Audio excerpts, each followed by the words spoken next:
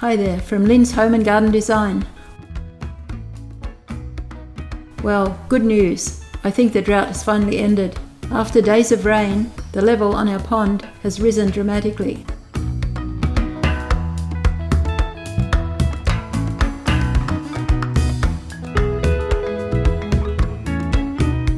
The water seems clearer and cleaner.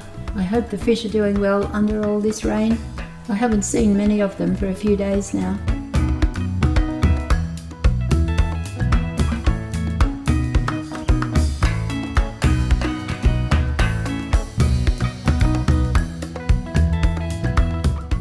Some of our floating baskets nearly submerged. We've had to use a syphon to keep the water at a reasonable level.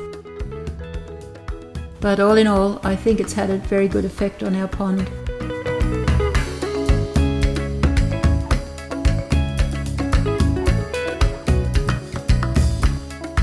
Thanks for watching this video, and please subscribe for more from Lynn's Home and Garden Design.